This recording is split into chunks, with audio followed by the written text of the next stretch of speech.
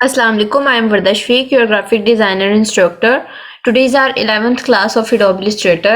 Actually, last class में मुझसे कुछ चीज़ें जो हैं वो मिस हो गई थी, तो आज आपको मैं वो सब चीज़ें क्लियर कर देती हूँ. So let's get started. आपने मैगजीन्स और न्यूज़पेपर्स में ये चीज़ नोट की होगी कि उसमें जो पैराग्राफ्स लिखे होते हैं वो कॉलम्स की शक्ल में होते हैं, वो रोज की शक्ल में नहीं होते. ऐसा इसलिए है कि लेट्स सपोज ये एक पेज है जिस पर हमने लिखा हुआ है, तो ये जो लाइंस हैं बहुत लंबी लंबी, अमूमन ऐसा होता है कि हमें रीड करते हुए हम लाइन को मिस कर जाते हैं. लाइन नंबर 1 के बाद हम लाइन नंबर 3 को रीड कर लेते हैं. तो वो स्मॉल पोर्शंस उसके इसलिए बनाए जाते हैं, उसको कॉलम वाइज इसलिए लिखा जाता है ताकि उसकी लाइंस जो हैं वो सही से पढ़ी जाएं. तो इसमें हम इसी के बारे में थोड़ा सा डिस्कस करने वाले हैं. इसको अगर मैं कॉलम की शक्ल में यानी इस तरह से रखती हूँ, यहाँ पर देखें एक छोटा सा प्लस का साइन आ रहा है, वो हमें इंडिकेशन दे रहा है कि आपका कुछ टेक्स्ट बाकी है. अगर हम इधर आकर इसके साथ में क्लिक करते हैं वो इधर पेस्ट हो जाएगा.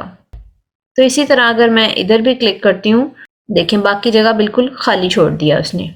अब दूसरी मैं आपको चीज़ ये बताती हूँ कि किसी भी शेप के अंदर हम अगर टाइपिंग करना चाहते हैं, लेट्स सपोज यहाँ से हम एक इलिप्स ही ले रहे हैं,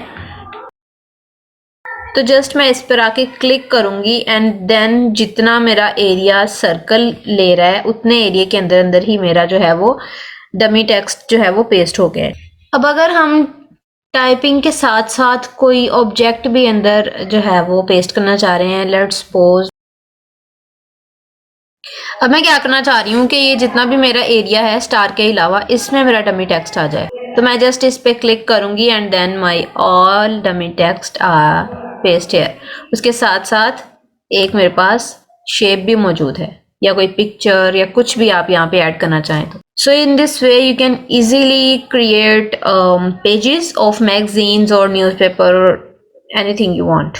अब हम नेक्स्ट देख लेते हैं type on a path tool. Type on a path tool में क्या होता है कि हमारे पास एक स्पेसिफिक पाथ होता है, like this is our path, और इस पर मैं क्लिक करती हूँ तो हमारे लॉरम इप्सम जो है वो पेस्ट हो चुका है.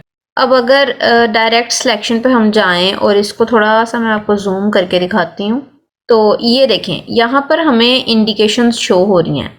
ये होती हैं रेंज.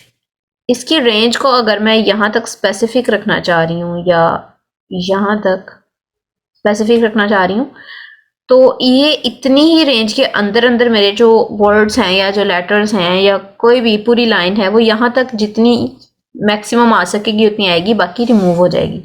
अब अगर मैं चाह रही हूँ इसमें पूरी लाइन है जैसे कि ऑलरेडी आ रही थी, तो मैं इसकी रेंज को यहाँ से बढ़ा दूंगी. ये जो दरमियान वाली लाइन है ये हमें क्या शो कर रही है कि इसको पकड़कर हम अपने पाथ पर किसी भी तरह से अपने टेक्स्ट को मूव कर सकते हैं. अगर हम नीचे की तरफ लाना चाह रहे हैं तो भी whatever we can do.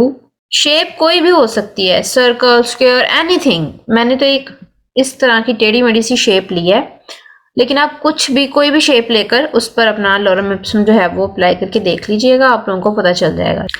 Okay, next हमारे पास है vertical area type tool. Vertical area type tool का क्या काम होता है कि ये सारा हमारा जो टेक्स्ट होता है वो वर्टिकल शेप्स में देता है, लाइक दिस, जैसे ऊपर से नीचे को लाइंस जो हैं वो फ्लो कर रही हूँ. अब हमने पॉलीगॉन लिया एक शेप, इस पे हम अप्लाई करते हैं अपना वर्टिकल एरिया टाइप टूल. तो ये देखें इस तरह से हम इसको कर सकते हैं. जैसे जैसे मेरी शेप मूव हो रही है साथ साथ ही मेरे जो वर्ड्स हैं वो भी मूव कर रहे हैं. Vertical type on a path.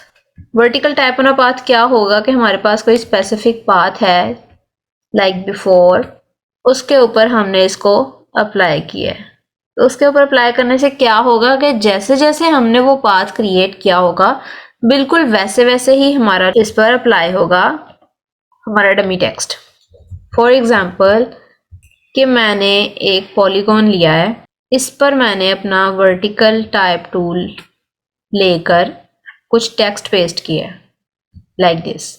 तो ये देखें लॉरम इप्सम, जैसे जैसे ये मेरे एंगल्स चेंज हो रहे हैं वैसे वैसे ही हमारी राइटिंग्स चेंज हो रही हैं. तो आज की क्लास में हमारे जो बाकी टाइप टूल की प्रॉपर्टीज थी या बाकी टूल्स जो हमारे रह गए थे टाइप टूल के रिलेटेड वो हमने देख ली हैं. So see you in the next class. अल्लाह हाफिज.